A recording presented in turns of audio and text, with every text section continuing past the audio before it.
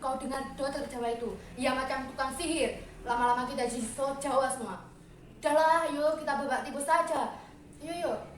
Anak kau ini sudah mau lahir. Jangan so pinggir Jawa atau Papua. Sekarang panggil tuh dokter. Kau saja yang panggil. Kau kan yang mau memberikan. Ini kan perbuatan kau juga.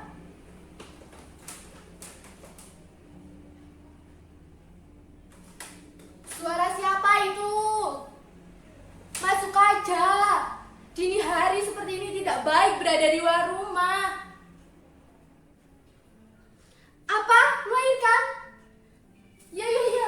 Silakan masuk saja dulu. Tunggu sebentar ya. Duh, melahirkan emang gak kenal waktu. Sama seperti kematian. Paman, ayo masuk. Iya, kematian. Kenapa aku jadi melantur seperti ini membahas tentang kematian? Selama 3 tahun aku di sini, kematian dan kelahiran tidak pernah adil. Kau boleh ngotot mengatakan bahwa kematian dan kelahiran selalu seimbang. Begitu kan? Tapi pada kenyataan itu sudah harus dikoreksi. Lihat saja kotamu, pemukiman warga memakan sawah-sawah para petani. Ruko-ruko merambah sampai pinggiran kota. Bukankah itu sudah cukup sebagai bukti bahwa kelahiran dan kematian itu tidak seimbang?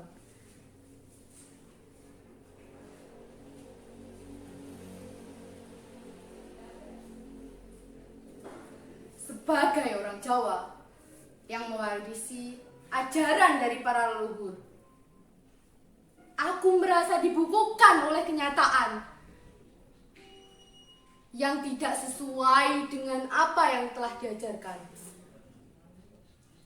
Aku jadi saksi bahwa hampir di setiap kesakitan selalu berakhir dengan kematian. Kau tahu, kadang aku ini merasa gagal sebagai seorang dokter. Aku merasa tidak bisa menyelamatkan mereka. Aku tahu, aku bukan malaikat penyelamat. Tapi kegagalan demi kegagalan membuatku ingin melepas saja profesiku ini, kembali menjadi manusia biasa, sehingga aku tidak perlu menanggung beban berat seperti ini. Mama, ayo masuk. Ayo masuk, Mama. Ini puskesmas satu-satunya di desa ini, Mama. Ayo masuk. Aku tahu, aku ini bukan malaikat penyelamat. Tapi paling tidak, bayi yang ada di kandungan paman itu mempunyai kesempatan untuk menghirup udara segar di desa ini. Ayo, Ma, ayo masuk. Kutunggu di sini, ayo, Ma.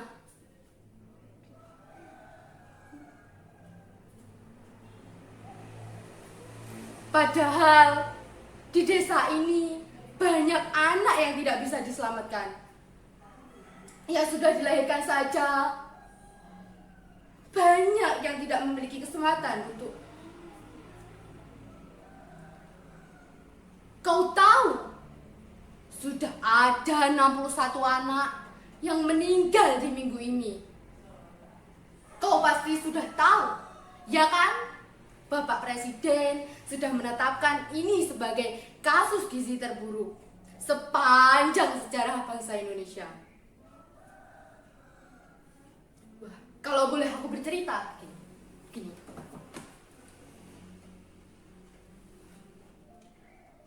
Tapi kau harus janji, jangan viralkan aku ya. Kita kan sesama warga harus saling menjaga meskipun kita berbeda suku.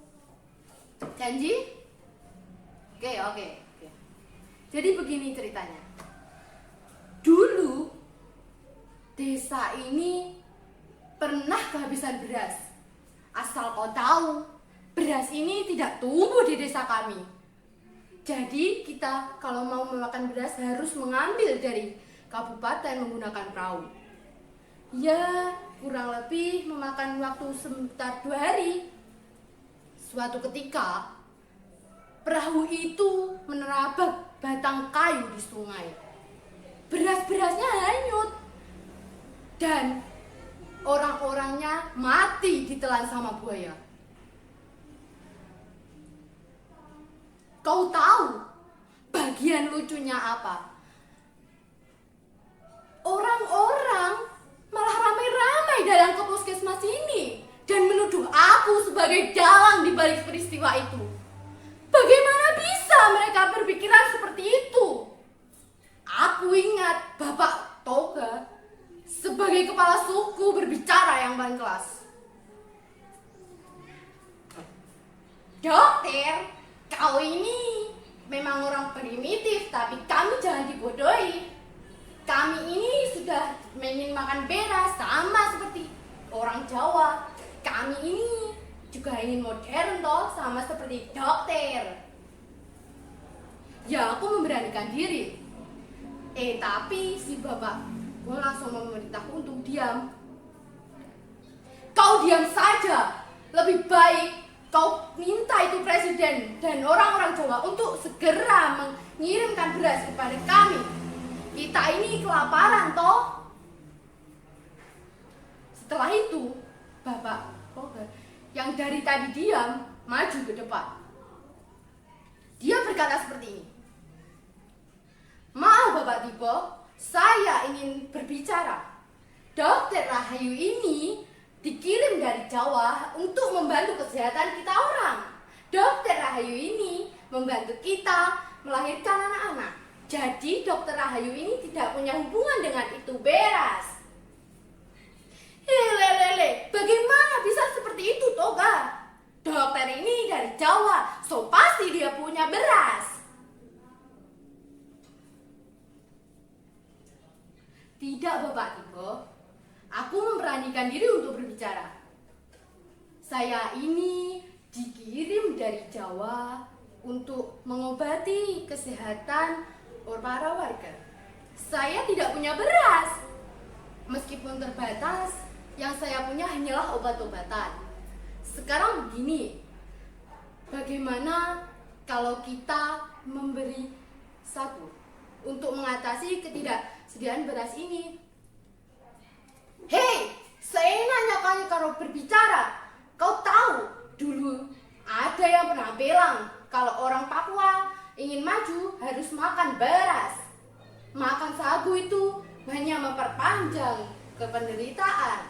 Sekali lagi ku perintahkan pada kau, kami ini ingin maju toh. Kau pasti berpikir bahwa orang-orang sini kaku dan juga keras kepala.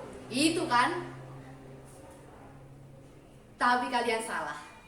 Justru disinilah aku banyak belajar bagaimana cara berpikir dan mengambil keputusan. Mereka di sini itu konsisten dalam berjanji. Tidak seperti kau mencela-mencele. Hari ini pilih yang itu, hari itu pilih yang ini. Tergantung pada siapa yang memberikan rezeki. Iya kan? Oke. Kulanjutkan lagi ceritanya. Aku bertanya begini ke Bapak Tibo. Bapak, dulu Bapak Tibo ini dilahirkan setelah Mama dan Bapak kerjasama kan? Dia terkejut mendengar pertanyaan saya. Dia menjawab, hehe, kenapa pula kau bertanya seperti itu? Kita semua ini tahu, kita tanpa adanya mereka nggak ada di dunia ini toh. Begitu toh? Bapak sama Mama dulu makan apa toh? Dia bingung mendengar pertanyaan saya seperti itu. Berusaha mencari.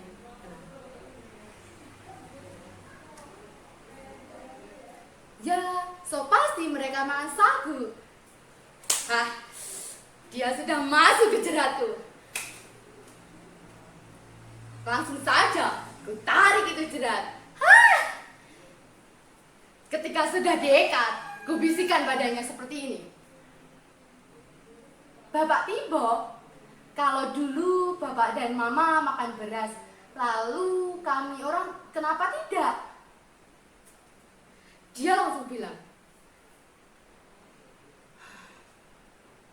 orang Jawa so bilang, kalau orang Papua mulai tidak makan tuh beras dan makan tuh beras, orang-orang bisa langsung jadi modern, tidak lagi jadi primitif.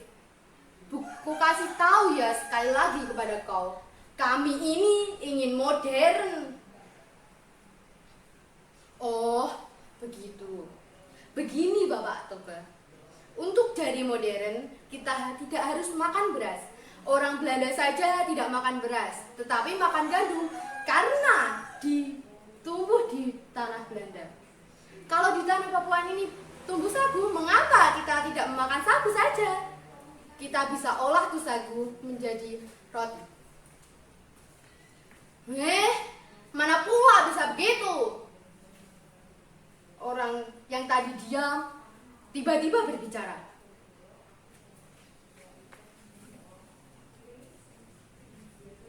Aku ingat, sepertinya aku pernah mengenal orang itu, tapi di mana ya?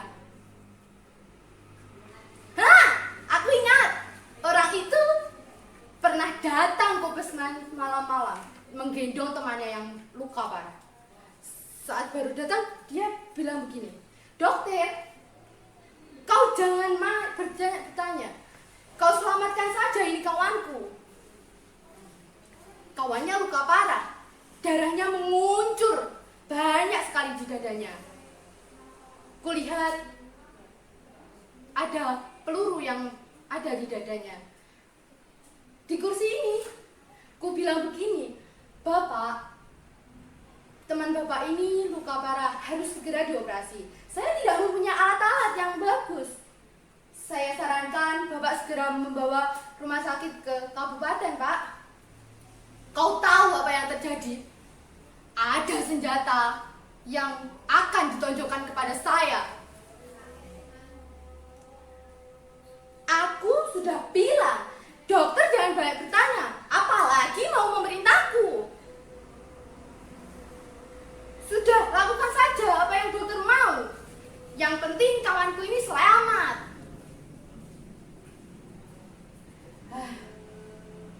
Bapak, lebih baik Bapak duduk saja di sini. Bapak duduk dengan tenang. Saya akan mengoperasikan teman Bapak dengan alat yang seadanya. Kau tahu, sesungguhnya aku takut sekali. Aku takut hidupku berakhir di puskesmas ini. Tapi ya sudah, jadinya aku mengoperasi teman Bapak itu menggunakan pisau seadanya. Untung pisau itu tidak terlalu kotor, sehingga tidak terinfeksi lukanya. Dan pelurunya akhirnya bisa aku keluarkan. Saat aku mencuci tangan di belakang, orang itu ternyata mengejarku. Dia berkata, "Dokter, kenapa temanku ini tidak bergerak juga? Sudah kubilang, jangan kau buat mati temanku ini. Jika kau buat mati, aku bisa buat mati kau juga." Lalu dia menunjukkan lagi senjatanya. Kali ini aku sudah tidak panik. Aku sudah bisa menguasai keadaan. Aku bilang saja begini, "Makanya Bapak, tidak ada gunanya bertarung di dalam pedalaman ini, di gunung-gunung seperti ini. Lebih baik kita hidup damai bersama rakyat, bersama semesta, bersama NKRI." Setelah itu temannya mulai sadar. Dan kemudian si bapak itu pergi menggendong temannya.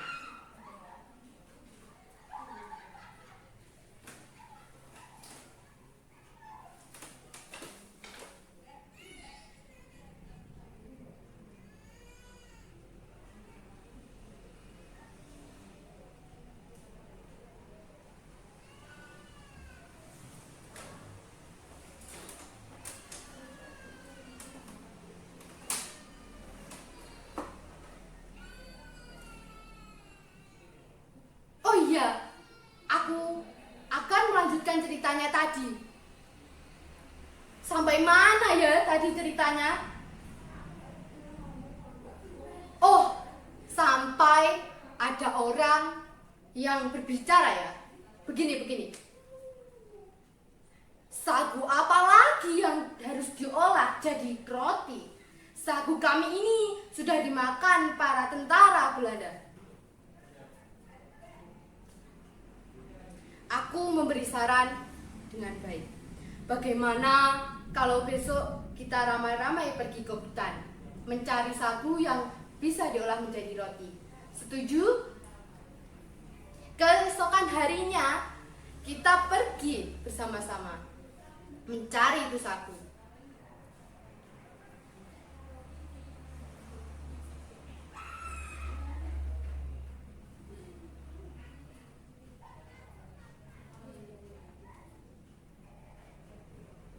Alangkah terkejutnya aku. Sagu yang dulu aku kira, yang aku tahu melimpah, melentang luas, kini sudah digantikan dengan kelapa sawit. Mereka tidak berbicara apa-apa dan langsung balik menuju ke arah pulang. Sejak saat itu, sifatnya mulai mengeras untuk kokoh ingin memakan beras. Pemerintah Jawa harus bertanggung jawab atas semua tragedi kekurangan gizi di sini. Karena pemerintah Jawa telah mengganti itu sagu menjadi beras. Padahal beras tidak pernah ada di sini. Tidak pernah tumbuh di tanah ini. Padahal itu harus jauh diambil dari kabupaten.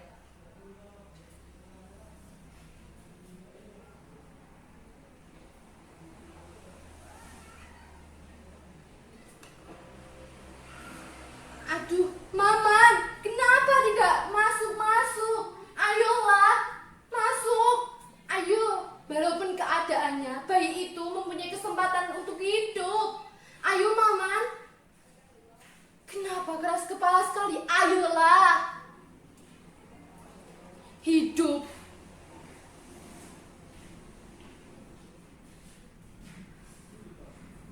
Disinilah kadang aku merasa gagal sebagai seorang dokter.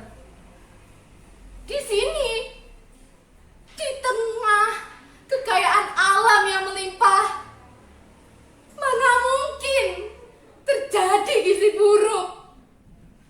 Di surga, mana mungkin semuanya kelaparan? Di sini aku merasa bertanggung jawab atas apa yang telah terjadi. Aku merasa harus tinggal di sini bersama-sama warga, melalui setiap kesakitan. Kau tahu, di ujung penderitaan, hanya kebersamaanlah yang membuat kita tetap kuat. Aku ingat ada transmigran dari Bali yang berobat ke puskesmas ini. Ia berkata, hidup itu harus menanam, tidak langsung memetik. Kata-katanya singkat sebenarnya, tapi berhasil membuatku tidak bisa tidur satu malam.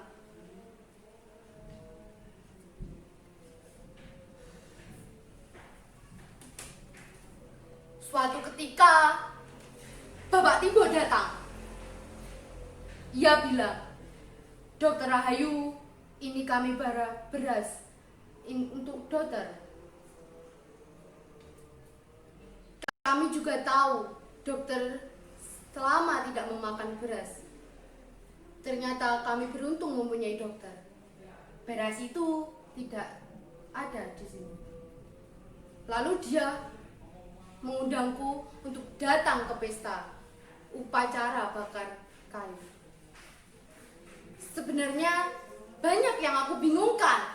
Biasanya upacara batu itu dilakukan sebagai bukti rasa syukur dan menginginkan rasa kebahagiaan. Juga dari mana Bapak Tibo ini mendapatkan beras itu? Saat di pesta upacara batu, aku memberanikan diri untuk bertanya, dari mana Libera itu? Tapi Bapak Tugo tidak menjawab sendiri dan menyeretku ke keramaian. Di antara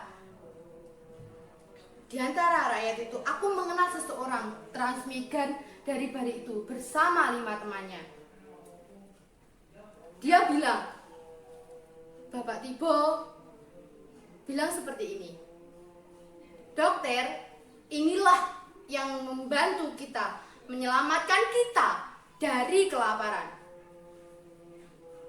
Ya, aku tentunya berterima kasih kepada transmigran itu.